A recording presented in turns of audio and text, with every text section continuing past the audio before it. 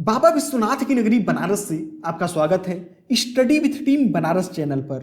आज के इस वीडियो में हम लोग 69th बीपीएससी में पूछे गए बिहार स्पेशल और जीएस के कुछ बहुत ही महत्वपूर्ण प्रश्न डिस्कस करने वाले हैं। टीआरई 2 में तो यहाँ से डायरेक्टली 2 क्वेश्चन कॉपी पेस्ट हुए थे, तो आने वाले एग्जाम में भी आपसे यहाँ से क्वेश्चन पूछ सकते हैं। अब चलिए पहला प्रश्न देख लेते हैं। तो पूछा है कि सुवर्ण रेखा नदी निम्नलिखित में से किस गांव के पास से निकलती है। आपके ऑप्शन है ओरमांझी, मंदार, हेहल या फिर नगरी।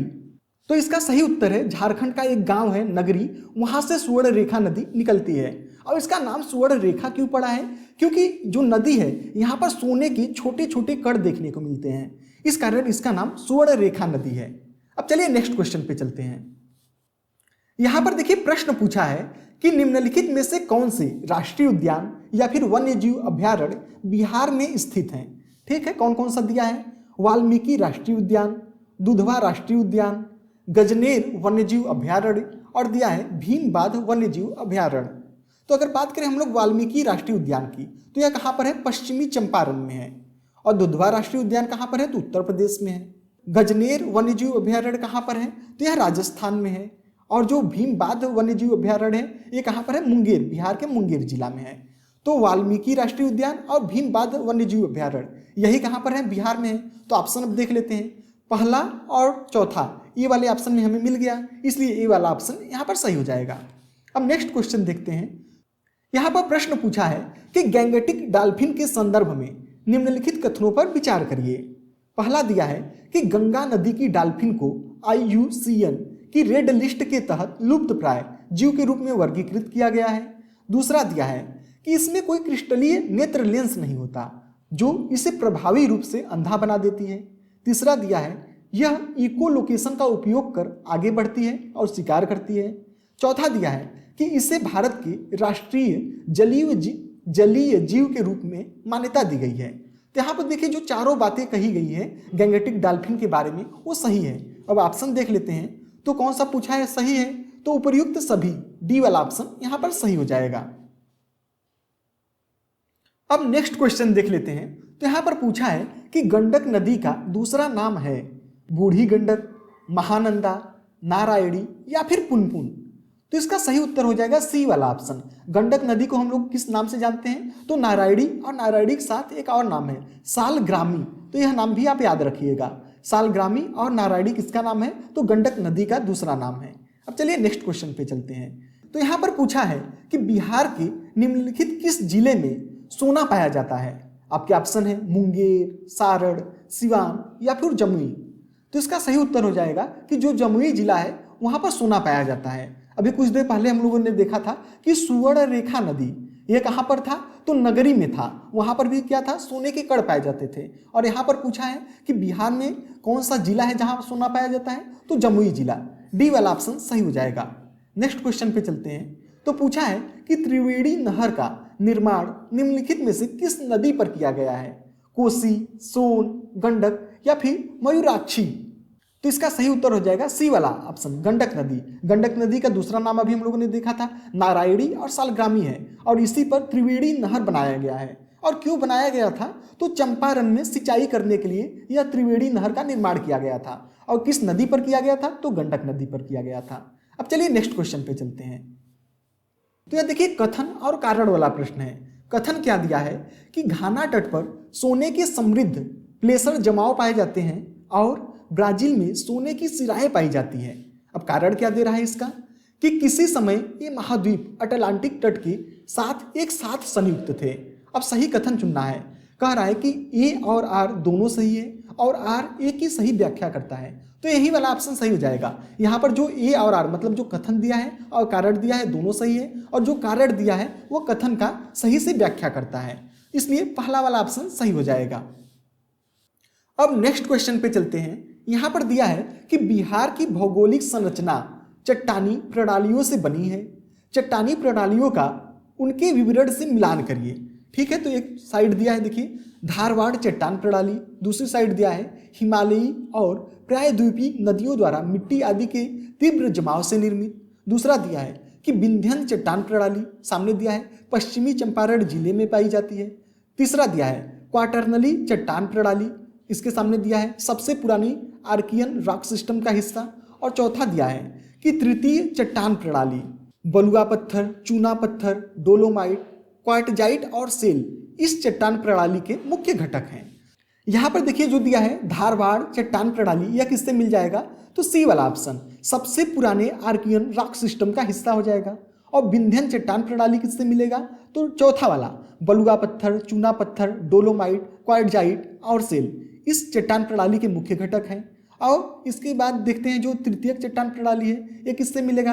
तो पश्चिमी चंपारण जिले में पाई जाती है। और क्वाटरनली किससे मिल जाएगा? तो पहले वाले से। तो अब देख लेते हैं ऑप्शन कौन सा वाला सही हो जाएगा। तो यही पहला वाला ऑप्शन यहाँ पर सही हो जाएगा। 1 का 3, बी का 4, सी का 1 और डी का 2। अब नेक्स्ट क्वेश्चन देखते हैं। तो यहाँ पर पूछा है कि निम्नलिखित में से कौन सा समुद्री जैव विविधता के दृष्टिकोण से दुनिया का सबसे समृद्ध क्षेत्र है, जिसमें ज्वार नदमुख, समुद्र तट, निकट तटीय पर्यावरण के जंगल, समुद्री घास, प्रवाल भित्तियां, नमक दलदल और मैंग्रोव के साथ 21 द्वीप शामिल हैं। आपके ऑप्शन है मन्नार की खाड़ी biosphere reserve, Nanda Devi biosphere reserve, Sundarban biosphere reserve या फिर नीलगिरी बायोस्फीयर रिजर्व। तो इसका सही उत्तर हो जाएगा पहला वाला ऑप्शन मन्नार की खाड़ी बायोस्फीयर रिजर्व। ठीक है, अब चलिए नेक्स्ट क्वेश्चन पे चलते हैं। तो यहाँ पर पूछा है कि 90 डिग्री पूर्वी देशांतर पर स्थित थिम्पू भूटान का स्थानीय समय निर्धारित करिए जब ग्रीनविच पर दोपहर के 12 बजे हों। जब बताया है कि ग्रीनविच पर अगर 12 बज रहे हैं तो 90 डिग्री पूर्वी देशांतर पर जाने पर कितना समय हो रहा होगा। अब देखिए इसके लिए एक छोटा सा कॉन्सेप्ट है कि 1 डिग्री पर 4 मिनट का डिफरेंस आता है। और अगर हम लोग पूर्वी देशांतर पर जाएंगे तो समय को प्लस करते हैं, अगर पश्चिम में जाएंगे तो समय को माइनस करते हैं। ठीक है, तो यहाँ पर देखिए 90 डिग्री दिया है, तो अगर 1 डिग्री में 4 मिनट का डिफरेंस आता है तो 90 डिग्री में कितना का आएगा? तो 90 में 4 से गुणा कर देंगे तो मतलब 9 चौक का 36, 360 मिनट का डिफरेंस आएगा। 360 मिनट में कितना घंटा होगा? तो अगर 60 से भाग दे देते हैं तो 6 घंटा आएगा। और 6 घंटा का डिफरेंस होना चाहिए। अब पूर्व में जाएगा तो 6 घंटा प्लस करेंगे, तो ग्रीनविच पर अगर 12 बज रहा था तो 6 घंटा प्लस कर देंगे तो शाम के 6 बजेंगे, 6 PM हो जाएगा। इसी तरीके से अगर पूछ देता कि 90 डिग्री पश्चिमी देशांतर में तो क्या हो जाता है? 6 घंटा पहले कर देते हैं, लेकिन यहाँ पर पूछा था पूर्वी देशांतर में, इसलिए हम लोग प्लस करेंगे तो यहाँ पर 6 PM हो जाएगा। अब चलिए नेक्स्ट क्वेश्चन पे चलते हैं। तो यहाँ पर पूछा है कि निम्नलिखित में से कौन सा कथन सही है? हमें सही वाला बताना है। पहला दिया है कि धारवाड़ चट्टान संरचना में प्राकृतिक गैस पाई जाती है। दूसरा दिया है कि अभ्रक कोडरमा में पाया जाता है। तीसरा दिया है कडप्पा श्रृंखला हीरो के लिए प्रसिद्ध है। या फिर चौथा दिया है पेट्रोलियम भंडार अरावली पहाड़ियों में पाए जाते हैं। तो इसका सही देखिए सिर्फ जो बी वाला दिया है कि अभ्रक कहाँ पाया जाता है? तो कोडरमा में पाया जाता है। कोडरमा कहाँ है? तो झारखंड के हजारीबाग में है। तो ये बी वाला सही हो जाएगा। अभी कुछ देर पहले हम लोगों ने धारवाड़ चट्टान के बारे में देखा था, तो वह क्या था? सबसे पुराने आर्कियन रॉक सिस्टम का हिस्सा था। यहाँ पर बी वाला ऑप्शन सही हो जाएगा कि अभ्रक कहाँ पाया जाता है? तो कोडरमा में पाया जाता है। अब नेक्स्ट क्वेश्चन पे चलते हैं। अब देखिए जो 96 नंबर वाला प्रश्न है और 97 नंबर वाला प्रश्न है, यही वे 2 क्वेश्चन हैं जिनके बारे में मैं आपसे स्टार्टिंग में बोल रहा था कि आपके एग्जाम में डायरेक्टली रिपीट हुए थे। TRE 2 में प्रश्न क्या है कि ग्लोब पर 1 डिग्री के अंतराल पर खींची गई अक्षांश रेखाएं कितनी हैं? 180, 178 या फिर 179। तो इसका सही उत्तर है 179। देखिए जो अक्षांश रेखाएं हैं, अगर हम लोग बात करें जो नॉर्थ पोल और साउथ पोल पर, तो ये रेखाएं नहीं होती हैं, बल्कि ये क्या है? एक बिंदु है। इसलिए इन 2 को छोड़ दिया जाता है। इसलिए टोटल कितना होगा? तो 179 होगा। बहुत सारे लोगों को इसमें कंफ्यूजन रहता है।